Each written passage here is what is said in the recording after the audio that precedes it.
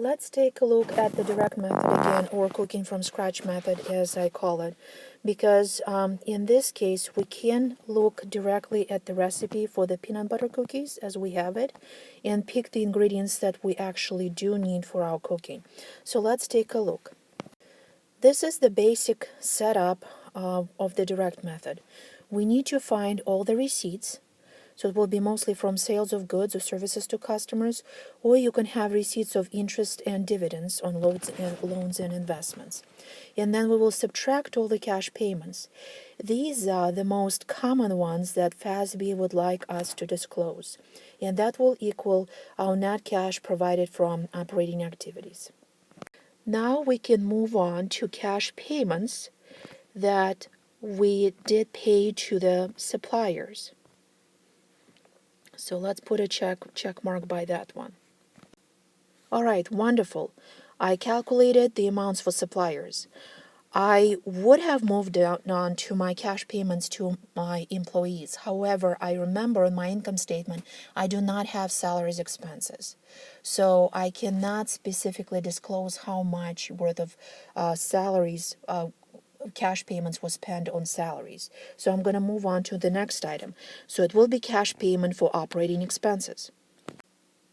My next item, cash payments for interest. And then your very last one, cash payment for taxes. I will demonstrate the direct method via the journal entries approach through looking at increases or decreases in the balance sheet accounts that we have right here. Sometimes in the books they present it through formulas.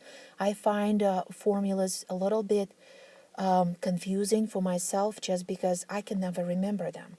So how does this journal entry approach works? So what I will do, I'll take a look at the ingredients that I need. So for example, I know that cash receipts from customers are connected to sales revenue. So I will go and pick the sales revenue off the income statement and record it as if I were to write a one ginormous journal entry for all the changes that happened during the whole year. So I will credit sales revenue. How do I know that it's credit?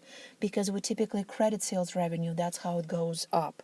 So once I do that, I will look at the accounts receivable. Why? Because changes in the receivables, that will be what is connected to cash received from customers, because we always do have difference between cash sales and credit sales. So I will take a look at this decrease in accounts receivable of $9,000 and record it as part of the journal entry. Because receivables are decreased, I will need to credit my accounts receivable, and that's what I did. And then my last amount will be for cash plug-in. So this is the amount of cash received from customers. What kind of ingredients do we need now for cash payments to suppliers? Well, the first one that we'll need, so we went through sales revenue, and please take a note that I will not touch gain on sale of land. Why? I don't need it, because gain or loss is part of the total proceeds, and those belong to investing section, and we're preparing right now the operating section.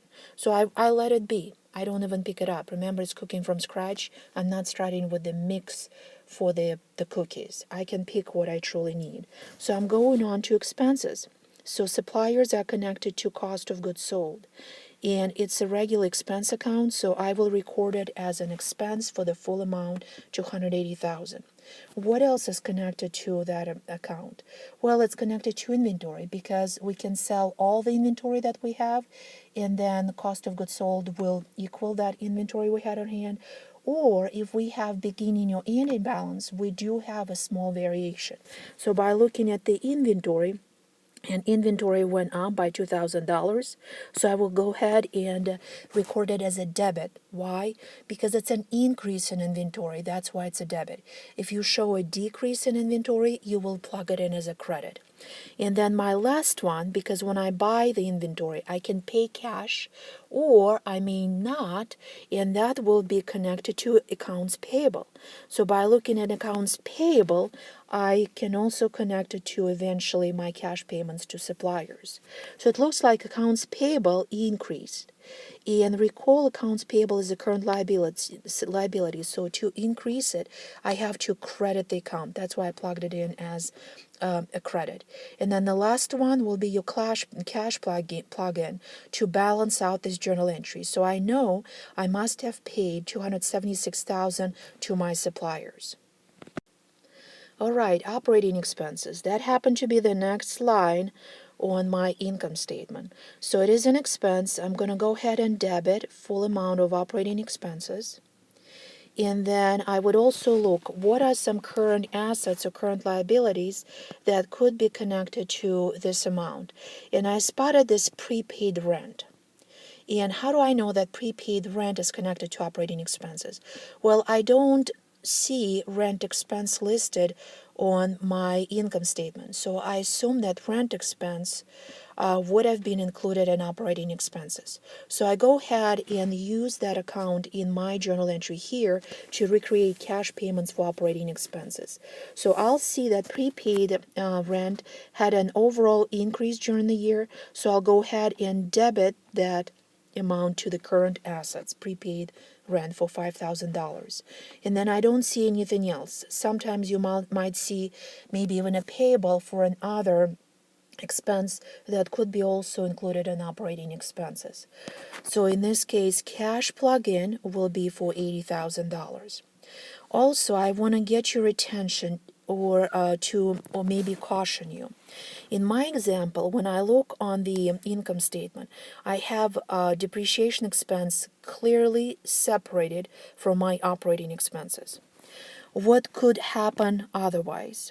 Sometimes on various problems, you might see that depreciation expense is part of operating expenses, so they're included. So for example, it will say operating expenses $90,000, including depreciation expense of $15,000. Or it will say it's somewhere at the bottom in the descriptions for the instructions. In this case, you have to make sure to accidentally not pick up your depreciation expense as part of your operating expenses. So let's say again, they're listed at 90. I will subtract $15,000 before I use my operating expenses of 75. So as I said, please remove it. It goes for depreciation, amortization, or depletion because they're all non-cash items. All right, as a result, my cash payments for operating expenses amounted to $80,000. If I'll take a look at cash payments for interest, what do I need?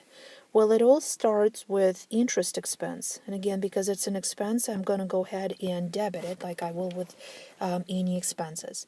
And then I'll find, do I have prepaid interest, or in this case, I have interest payable and it's being increased. Recall that it's a liability. That's why I'll go ahead and credit interest payable for $4,000. And then I will have cash plug-in for $4,000 as part of my credit to make sure this journal entry is in balance. For that one will be the very last item, income tax expense, that I will debit. And then I'll go back and take a look what I have. So I do have taxes payable. I could have had receivable. So in this case, it's a decrease in taxes payable because it's a decrease and it's a liability. Liabilities go down on the debit side, so be careful. I will go ahead and plug it in as a debit. You could have, as I said, receivable. You can also have deferred taxes. So you could have deferred tax asset or a liability. In this case, you will look at changes in those and also use them in this journal entry because they will affect your income tax expense and then cash payment for this one.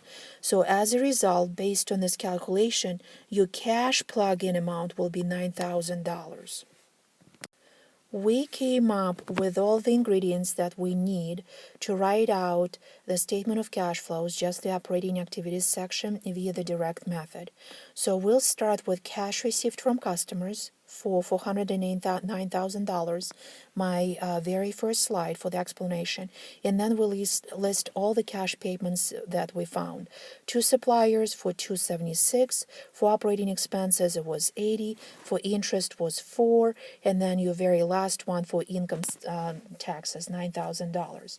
So your total cash payments were $369,369, and net cash provided by operating activities happened to be $40,000. Compare that operating section that was done via the direct method to the same information, but it is presented via the indirect method or the reconciliation method, where you start with the mixture of sugar cookies right here with $35,000, and then you'll have to reconcile or go through all the reconciliation items. So this one is actually much easier on prepare, okay? Much easier to prepare, but it is harder to understand for the users. For the user, it's easier to understand cash received from customers, cash paid for interest, taxes, etc., as opposed to all this. Why are we doing minus for increase or maybe sometimes plus for decrease? It doesn't make any sense. And we all actually could use only the last line of this operating section that says net cash provided by operating activities, $40,000. The reason I wanted to provide you both methods in comparison, to point out that for both methods, the only section that will differ is the very first one, the operating section. Your investing and financing sections will be identical. And another point I want to make, your net cash provided will be $40,000. It doesn't matter which method you use. 40 for the direct and again 40 for the indirect. You should arrive at the same amount.